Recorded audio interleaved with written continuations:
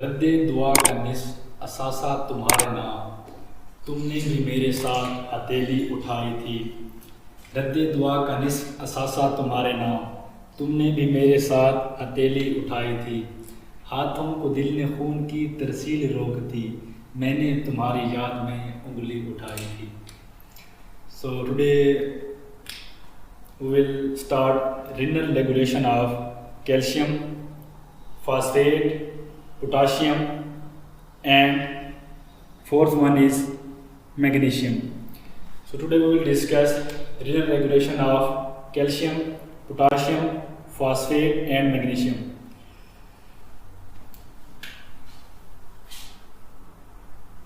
Renal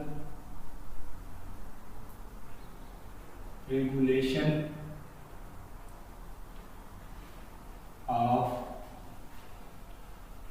potassium, calcium, phosphate, and magnesium.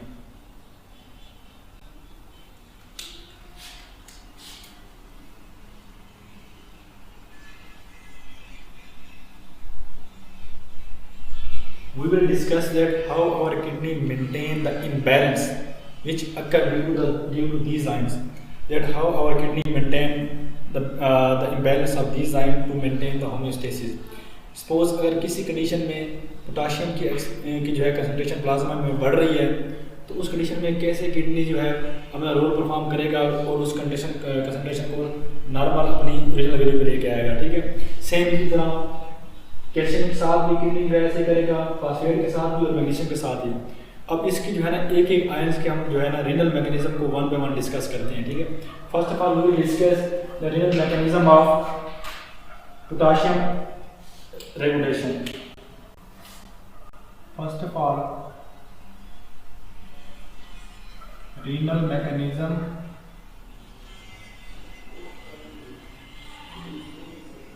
Of potassium excretion.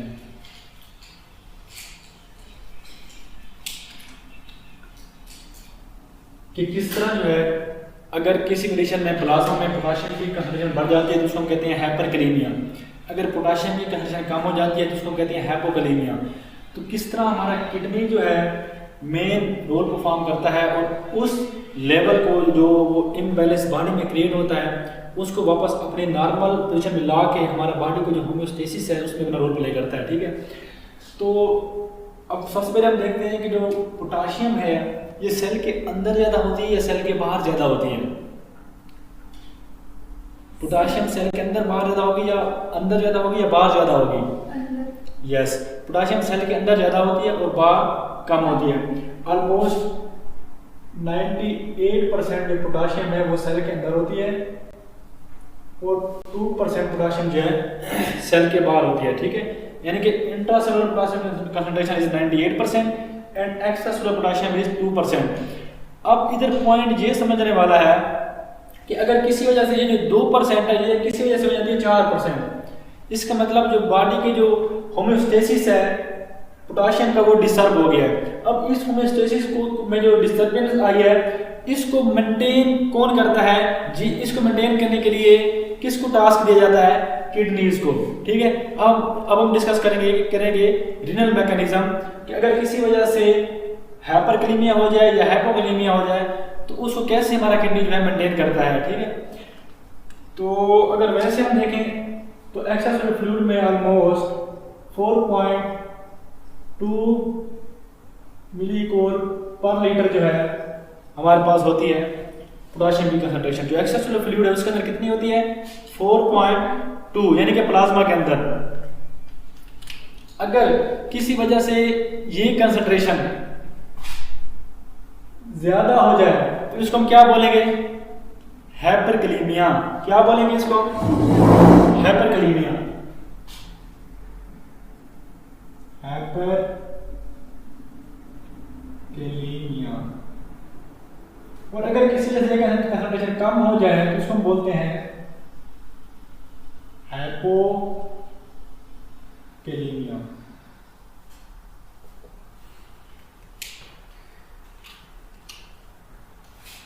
अब ये जो हाइपर और हाइपोकैलीमिया हुई है जी जी प्लाज्मा एक्स्ट्रा फ्लूइड में, ठीक है। अब हम डिस्कस कर रहे हैं जी हाइपरकैलीमिया और हाइपोकैलीमिया। हाइपरकैलीमिया ये पोटेशियम की कंसंट्रेशन ज्यादा होने की वजह जी बिल्कुल, और हाइपोकैलीमिया पोटेशियम की कंसंट्रेशन कम होने की वजह से, ठीक है। अब हम डिस्कस करते हैं first line of defence. First line of defence कौन सा होगा इधर? फर्स्ट लाइन ऑफ डिफेंस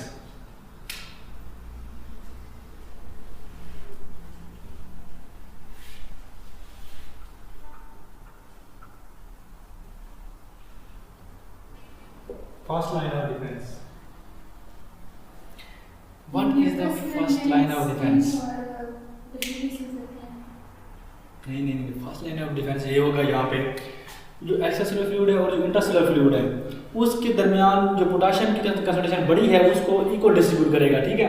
ये देखें, अगर इधर अब मैं ये मेरा है स्टोमिक,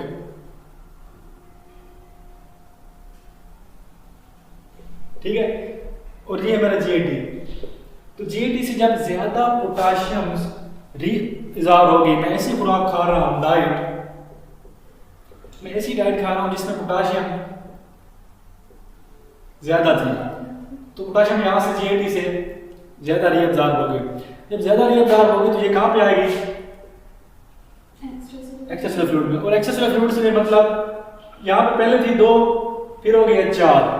जब 4 हुई है यहाँ पे तो फर्स्ट लाइन ऑफ डिफेंस क्या होगा? Equal distribution between the extracellular fluid and the intracellular fluid, ठीक हो गया। फिर क्या होगा? यहाँ पे 3 हो जाएगी, वहां पे 99% हो जाएगी, ठीक हो गया। This is the equal distribution of potassium ions between the extracellular fluid and the intracellular fluid.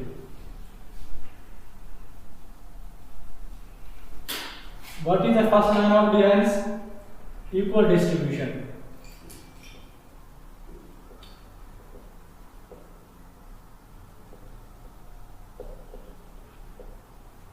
ठीक हो गया। अब हम डिस्कस करते हैं factors which play a role during the equal distribution of potassium ions between the extracellular fluid and the intracellular fluid, ठीक हो गया। अब कौन कौन से फैक्टर्स हैं? Now we will discuss the factors.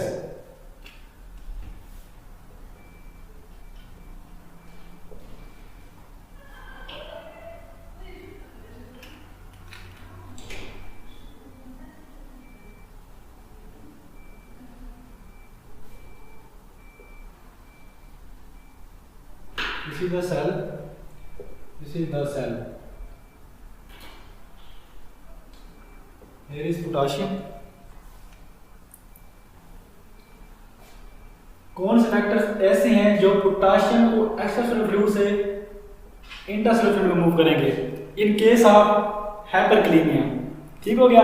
In case of hypokalaemia कौन से फैक्टर्स ऐसे हैं जो पोटेशियम को inside the cell move the potassium from the intracellular fluid to the extracellular fluid?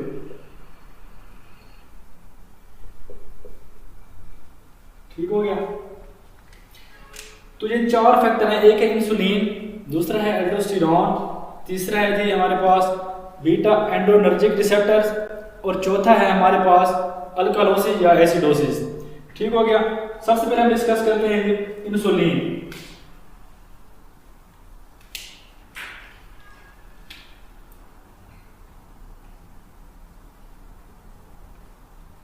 अगर इंसुलिन की कंसंट्रेशन ज्यादा होगी तो उस कंडीशन में क्या होगा? पोटेशियम एक्स्ट्रासेलुलर फ्लूइड से इंट्रासेलुलर फ्लूइड में मूव करेगा, ठीक हो गया। और अगर एल्डोस्टेरोन की कंसंट्रेशन ज्यादा होगी तो उसके नतीजे में क्या होगा? उसके नतीजे में भी पोटेशियम एक्स्ट्रासेलुलर फ्लूइड से इंट्रासेलुलर फ्लूइड में मूव करेगा। ये कब होती है? एल्डोस्टेरोन की सिक्रीशन कब ज्यादा होती है? डायबिटीज में तो इंसुलिन की कंसंट्रेशन कम होती है, ठीक हो गया। और एल्डोस्टेरोन की कंसंट्रेशन जो है ना, कौन सिंड्रोम है उसके नतीजे में एल्डोस्टेरोन की कंसंट्रेशन बढ़ जाती है। कौन सा सिंड्रोम? कौन सिंड्रोम, वो हम आगे डिस्कस करेंगे जब हम पैथो पढ़ेंगे। इधर जस्ट आप उसका टच देख लो बस, कौन सिंड्रोम। अच्छा, ये इंसुलिन हमारे मतलब खुद की बॉडी की। हाँ जी, खुद की बॉडी की वो वाली इंसुलिन नहीं जो आपके बाबा को लगती है। नहीं लगती। आप बता रहे थे नहीं थी? नहीं लगती। अच्छा, जब वो अपनी मामा को बता देती हैं आप। उनको भी नहीं लगती। अच्छा, जब वो नॉन इंसुलिन डिपेंडेंट डायबिटीज, बल्कि आप बता दी डायबिटीज इंस्पायर्ड है उनको। मम्मा का डायबिटीज इंस्पायर्स है। डायबिटीज इंस्पायर्स का तो आई थिंक लेना देने नहीं है इंसुलिन के साथ। नहीं, लेकिन वो है एल्डोस्टेरोन की सिक्रीशन पे डिपेंड कर रहा होता है ना, सॉरी एडीएच, एंटीडायरेटिक हार्मोन। लेकिन जो वो है मतलब सिम्टम्स जो हैं वो सारे दूसरी के हैं, इंस्पिडिस के। और अबू में वो सिम्टम्स नहीं है, नहीं है। क्या नहीं छोड़ें फिर। अच्छा, उसके बाद आ जाते हैं ये एल्डोस्टेरोन इंक्रीज है मतलब during Cone syndrome it will cause the movement of potassium ion from the extracellular fluid to the intercellular fluid। ठीक हो गया। और नंबर 3 पे है जी beta 2 adrenergic receptor.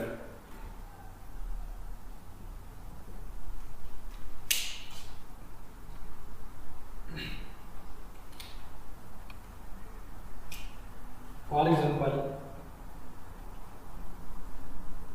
epinephrine, more secretion of beta 2 adrenergic receptor will cause the movement of potassium ion from the extracellular fluid to the intercellular fluid। Now the number 4 is alkalosis। Alkalosis में क्या होगा? Alkalosis में hydrogen ion की जो concentration है वो कम होगी extracellular fluid में। जब हाइड्रोजन आयन की कंसंट्रेशन कम होगी, जो एटीपीज है पंप, अल्कालोसिस होगी तो हाइड्रोजन आयन की कंसंट्रेशन कम होगी। जब हाइड्रोजन आयन की कंसंट्रेशन कम होगी तो उसके नतीजे में जो एटीपीज की एक्टिविटी है ये बढ़ जाएगी। जब एटीपीज की एक्टिविटी बढ़ेगी तो क्या होगा? एटीपीज क्या करता है? एटीपीज की क्या फंक्शन है? 3 सोडियम बाहर, 2 पोटेशियम सेल के अंदर। तो ये क्या करेगा? जब इसकी एक्टिविटी इंक्रीज होगी तो ये ज्यादा से ज्यादा पोटेशियम आयंस को क्या करेगा? इनसाइड द सेल मूव करवाएगा। ठीक हो गया। अच्छा जी, आगे देखेंगे। अब आगे है जी इधर कि कब पोटेशियम आयंस, कौन से ऐसे सेक्टर हैं जब पोटेशियम आयन इंट्रासेलुलर फ्लूइड से एक्स्ट्रासेलुलर फ्लूइड में मूव करेगी? जब इंसुलिन की कंसंट्रेशन कम होगी, जब एल्डोस्टेरोन की कंसंट्रेशन कम होगी। और ये कम होती कब कम होती है एल्डोस्टेरोन की concentration? During the Addison disease.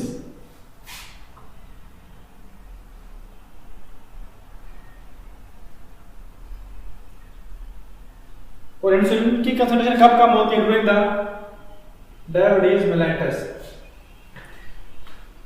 और इधर जो है इंक्रीज किस वजह से होती है? इंसुलिन की इंसुलिन की सिक्रीशन उस वक्त इंक्रीज होती है जब आपके बॉडी के अंदर ग्लूकोज की कंसंट्रेशन ज़्यादा हो जाती है। तो ये नेचुरल प्रोसेस है। जब ग्लूकोज की कंसंट्रेशन ज़्यादा होती है तो पेंक्रियाज जो है क्या सिक्रीट करता है? इंसुलिन सिक्रीट करता है। ठीक हो गया। और ये मैं बता रहा हूँ डिजीजेज कि उन डिजीज के नतीजे में, डायबिटीज मेलाइटस के नतीजे में इंसुलिन की कंसंट्रेशन कम हो जाती है। देखिए ना, जब इंसुलिन की कंसंट्रेशन कम होगी तो उसके नतीजे में क्या होगा? उसके नतीजे में यही होगा ना कि ग्लूकोज जो है वो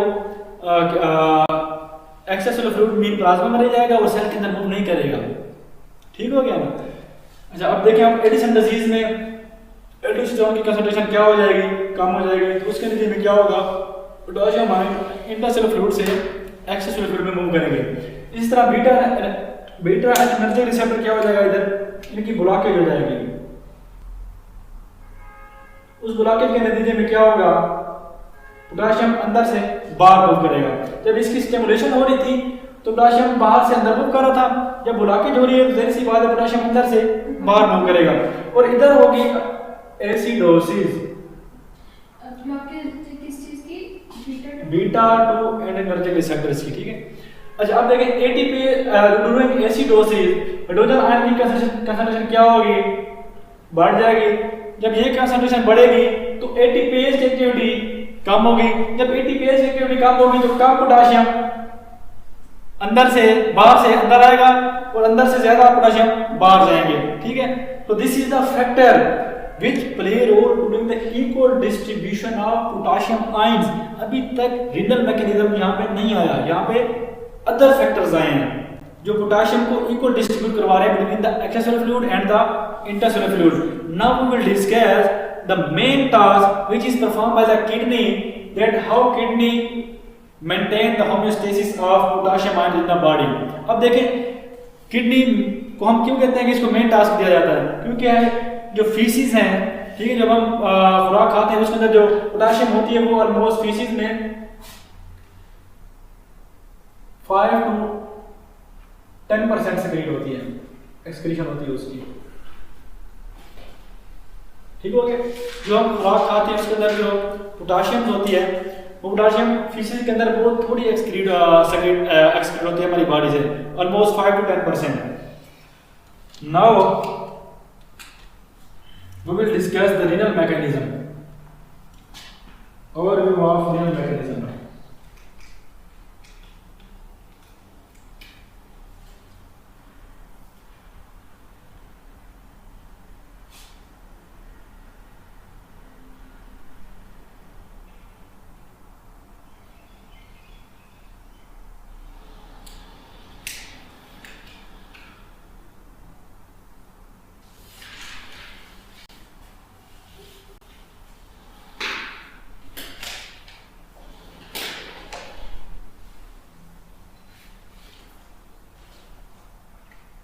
Now I will draw a beautiful diagram of a nephron, and now we will discuss the renal mechanism of potassium excretion।